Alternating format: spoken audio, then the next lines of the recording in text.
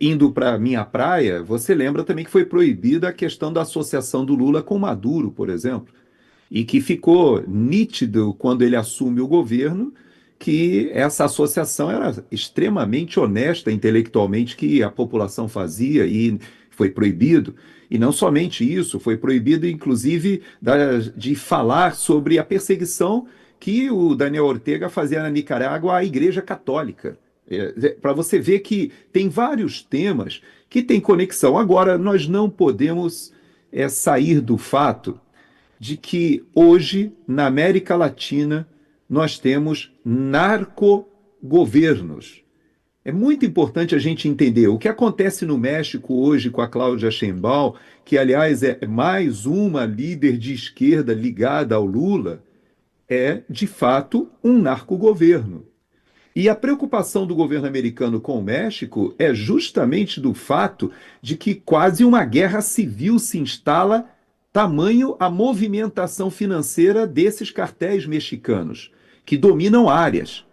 Só que eu posso dizer para você, Silvio, Olavo, e para a nossa audiência, a proporção do nosso problema comparado com o México é muito maior e a população brasileira não se deu conta. Veja que até 10 anos atrás, os estados do Nordeste, Norte e Nordeste, que eu conheço bem, eram estados muito mais seguros para você viver, para você gozar de turismo, para você ir numa praia, do que os estados do Sudeste, principalmente o Rio de Janeiro. Nós tínhamos a violência muito maior no Rio, em São Paulo, do que tínhamos em Fortaleza, no Nordeste como um todo, Natal, a própria Manaus, Belém.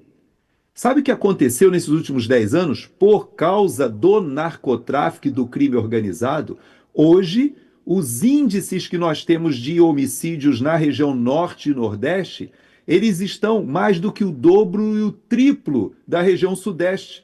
Então você veja que o que mudou? O que mudou foi que o PCC aí de São Paulo, Silvio, que era extremamente sofisticado, que não se metia junto com a mesma estratégia do Comando Vermelho, do Terceiro Comando Puro lá do Rio de Janeiro, de ficar portando o fuzil à luz do dia. Não, o PCC era muito mais inteligente.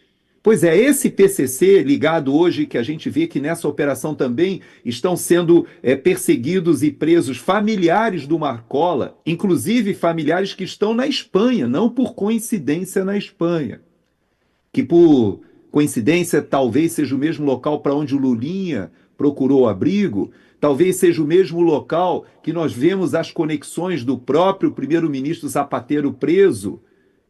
Nós temos muitas conexões, mas eu digo para você, hoje o PCC deixou de ser aquele grupo altamente sofisticado e foi para a pauleira. Eles estão sim ligados ao narcotráfico porque o movimento financeiro no Brasil do crime organizado, ele é bilionário. Nós não temos noção, infelizmente a sociedade brasileira ainda não se deu conta de que hoje o PCC e o Comando Vermelho são as organizações terroristas ou transnacionais com maior quantidade de volume, de dinheiro transacionado passando pelo Brasil, que não podemos também esquecer nunca. O Brasil é o segundo maior consumidor de cocaína do planeta, só perde para os Estados Unidos. A nossa sociedade está sendo trucidada pelas drogas e ninguém fala nada. Mas o dinheiro que eles estão ganhando hoje, Silvio, é muito maior. Porque você pega a pasta de cocaína que é ali na Colômbia, na Bolívia, no Peru, tá mais ou menos ali US$ 1.000 o quilo. Isso chega multiplicado por muitas vezes na Europa quando passa pelo Brasil e sai distribuindo nas passagens hoje da região norte, que se transformou sim num corredor dentro da região amazônica, que chega a Manaus, que chega a Belém, que chega aos portos do Nordeste e que também usa aquela rota que a gente já conhece também, indo por São Paulo e que ia pelo Porto de Santos. Hoje nós somos o principal corredor de exportação, que é uma rota bilionária. E esses grupos estão comprando apoio político, apoio judiciário, estão imiscuídos com o poder executivo, como a gente está vendo dessas conexões. E nós precisamos nos indignar com isso. A gente não pode aceitar, não podemos achar que isso é normal, não podemos banalizar o fato do ministro da Justiça, que hoje está togado no Supremo Tribunal Federal. Ele, pessoalmente, foi a uma comunidade do Rio de Janeiro sem escolta, com autorização do Comando Vermelho. Nós estamos falando de Flávio Dino, que, aliás, foi o artífice dessa perseguição às redes sociais e que queria impor a censura na marra. E ele vai ao Supremo Tribunal Federal e não esqueceu ainda dessa sua obsessão pelo controle das redes sociais. Ele sabe que o crime organizado avançou. No Ministério da Justiça foram recebidas pessoas ligadas ao sistema penitenciário do PCC e do Comando Vermelho, durante a administração dele. Mas é pior, Lewandowski assume, que aliás faz um rock típico de xadrez, né? Ele sai do Supremo Tribunal Federal e assume o Ministério da Justiça, e o Dino sai do Ministério da Justiça e vai para o Supremo Tribunal Federal. E você tem o Lewandowski que, quando assume, nós temos fugas de presídios de segurança máxima. Nós temos o próprio ministro da Justiça recebendo dinheiro do Banco Master, que a gente vê os canais comunicantes agora, como estamos percebendo, em que todas essas operações nos mostram que nós caminhamos para ser um narco-estado, que nós caminhamos para ser um país que está de joelhos para o crime organizado. E nós precisamos reagir.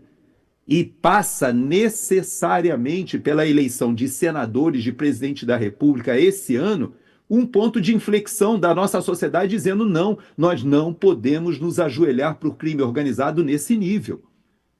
E essa indignação é o papel, eu acredito, um dos papéis mais importantes da Auriverde tem sido justamente esse, de nos alertar que o sistema que está comprado pelo crime organizado, com bilhões que lavam dinheiro no Brasil, que já entrou em atividades inclusive legítimas, ilícitas, esse dinheiro não pode fazer com que esse sistema se perpetue no poder. Nós temos que reagir.